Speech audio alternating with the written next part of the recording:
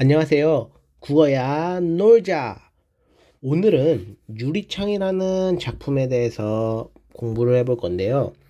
이번 수능 특강에 수록된 작품으로서 어떻게 연계될지까지 한번 같이 살펴볼 거예요.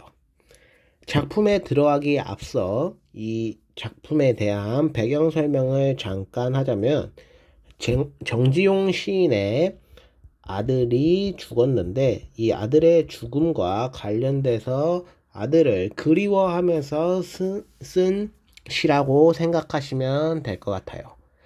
자, 그러면 우리가 한번 시를 감상을 해볼게요. 유리에 차고 슬픈 것이 어른거린다. 자, 유리창에 차고 슬픈 것이 어른거린다 라고 나와 있는데 우리가 아들의 죽음이라는 배경 지식이 있기 때문에 차고 슬픈 것은 죽은 아이의 환영이라고 보시면 됩니다. 선생님, 저는 정지용 시인의 이런 아들이 죽었다는 배경 지식이 없는데 어떡하나요? 걱정 안 해도 됩니다. 이렇게 보기에서 아마 작가 맥락과 관련돼서 설명을 해줄 거예요. 자, 그러면 다음 볼게요. 여럿이 붙어서서 입김을 흐리우니 지금 화자는 이렇게 유리창에 붙어서 입김을 이렇게 하고 흐리고 있는데 길들은 양 언 날개를 파닥거린다. 이 우리가 입김을 유리 창문에 입김을 하고 하면 점점 크기가 작아지잖아요. 이런 모습을 비유적으로 표현하면서 즉 죽은 아이의 영상을 떠올리고 있다라고 보시면 됩니다.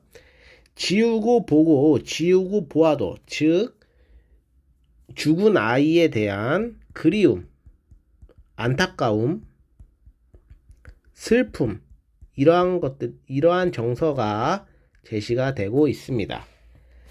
새카만 밤이 밀려나가고 밀려와 부딪히고 지금 밤이라는 배경이 나오는데 아마 유리창 밖의 시간은 밤, 어두운 밤일 거예요. 즉 이 어두운 밤이라는 것은 새카만 밤이라는 것은 죽음의 세계를 의미를 합니다. 밀려나가고 밀려와 부딪히고 즉 이러한 죽음은 내가 어찌할 수가 없다라는 것을 의미하고 물먹은 별이 반짝 보석처럼 박힌다.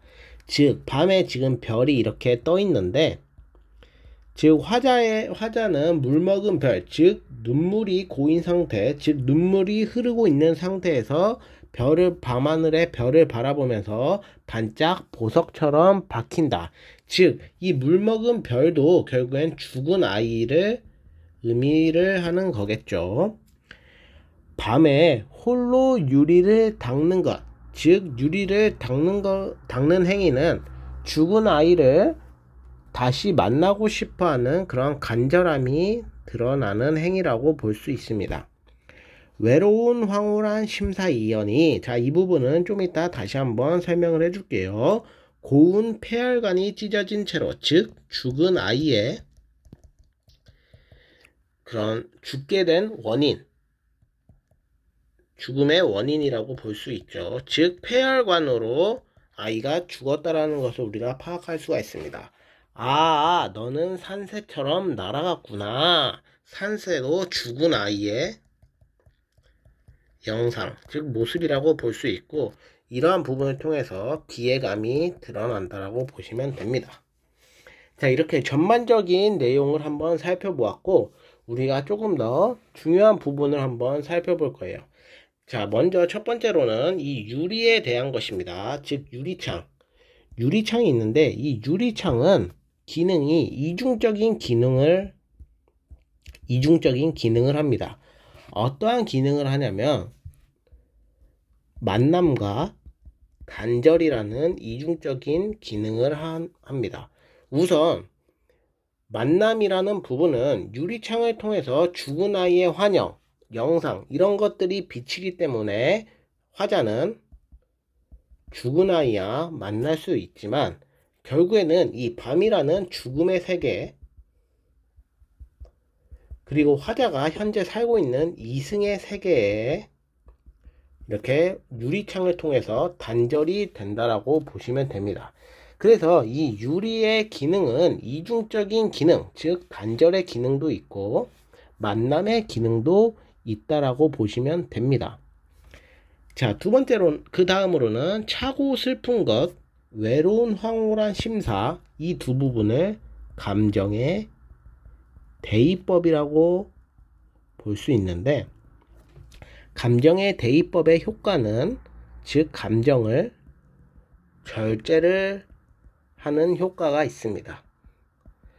즉 어떠한 감정에 매몰되거나 그게 뭐 폭발하거나 그런 것들이 아니라 차분하게 그 감정을 억누르고 절제를 하는 그러한 요소가 되는데, 먼저 한번 살펴볼게요. 차고 슬픈 것. 쉽게 말하면 지금 죽은 아이에 대해서 슬픔이라는 감정이 있는데, 이 감정, 슬픔의 감정에 지배가 되지 않도록 차갑다라는 것을 함께 슬픔과 차가움을 나란히 두어서 이 슬픔이라는 감정을 절제를 하는 효과가 있고, 두 번째로는 외로운 황홀한 심사.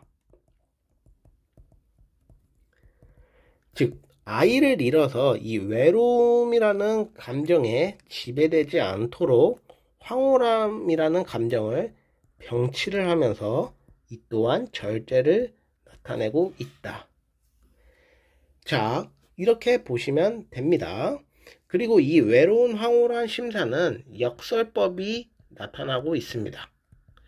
역설법, 즉 모순된다라는 의미인데, 어떤 의미가 있냐면 우선 그 외로움, 즉 죽은 아이에 대한 외로움, 아이가 죽었기 때문에 나타나는 외로움이 있지만, 황홀함, 즉 황홀함이라는 것은 아이를 지금 유리창을 통해서 만나기 때문에 이렇게 황홀하다는 표현을 쓰면서 역설적인 의미를 나타내고 있다는 것을 우리가 파악을 할 수가 있습니다. 자, 여기까지 이해가 되셨나요? 자, 그러면 우리가 이러한 부분들을 어떻게 조금 더 효과적으로 살펴볼지 한번 볼게요. 우선 이 유리는 이중적인 기능을 합니다. 그러면 이러한 이중적인 소재, 즉 소재의 기능, 역할과 관련해서 잘 파악을 해 두셔야 되는데, 예를 들면 이상의 거울이라는 작품에서도 이 거울도 만남과 단절, 이렇게 이중적인 기능을 하고 있어요. 즉 이 유리가 어떠한 기능을 갖고 있는지 이런 것들을 같이 생각을 해봐야 되고, 우리가 조금 더 저번에 우리가 영상을 통해서 배웠던 물의 기능이랑도 연결 지을 수가 있겠죠.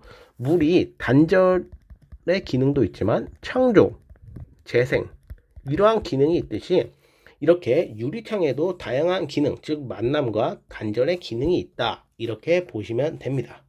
자, 두 번째로는 감정의 대입법입니다.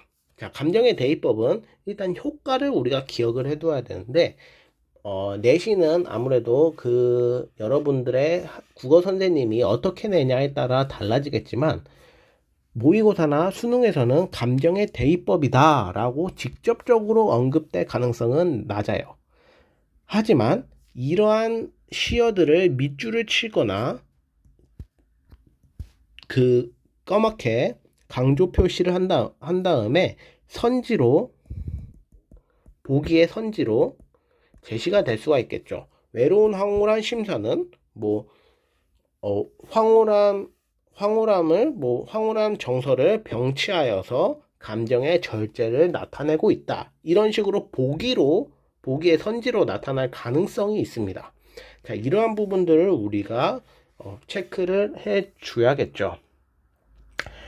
그 다음에 세 번째로는 이거는 내신형 문제에 조금 가까운데, 이 죽은 아이가 어떻게 비유적으로 나타내는지 아이가 형상화되는 시어들을 잘 정리를 해 놓으셔야겠죠.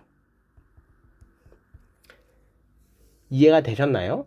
쉽게 말하면 뭐 입김, 여기서 입김, 뭐 입김이 줄어드는 거, 혹은 물 먹은 별, 그리고 산새, 이런 것들이 아이를 나타내는 모습이기 때문에 이러한 부분들을 여러분들이 잘 파악을 해 두셔야 됩니다.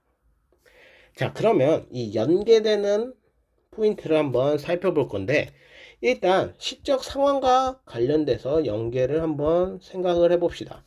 지금 아들의 죽음, 즉 혈육의 죽음과 관련돼서 우리가 생각을 해볼 수 있는데, 이러한 작품들이 굉장히 많이 있습니다. 뭐 제망매가, 뭐 박모걸의 이별가, 뭐 하관 등등등 여러 작품이 있는데, 이런 것들도 영상으로 업로드가 될 거니까 같이 한번 살펴보면 좋을 것 같아요. 그 다음에 또 정지용 작가의 또 다른 작품들이 나타날 수 있는데 조금 성격이 달라요. 정지용 작가의 또 다른 작품들은 되게 아름답고 또 고향에 대한 그리움 혹은 약간 자연, 이러한 내용에 관한 시도 있기 때문에 조금 이런 유리창과는 주제가 거리가 먼 그런 요소들도 우리가 기억을 해 둬야겠죠. 그리고 표현 방식에 따라서 뭐 역설법이나 이런 감정의 대입법 같이 표현 방법 혹은 시어와 관련지어서 연결시켜서 우리가 보면 더 좋을 것 같습니다. 그런데 저의 생각으로는 아무래도 이런 시적 상황이 동일한 상황을 제시할 가능성이 조금 있고, 그 외에는 여러분들이 한번 전체적으로 공부를 하면서 어떠한 요소들이 강조되고 있는지를 파악을 하면 더욱 좋을 것 같습니다. 자, 오늘 유리창 여러분들이 한 번 더 점검하시고 중요한 포인트와 어떻게 우리가 이 수능 특강, 즉 다른 작품과 연계될 때 어떻게 대비를 하고 생각을 할 건지까지 파악을 하시면 더욱 좋을 것 같아요.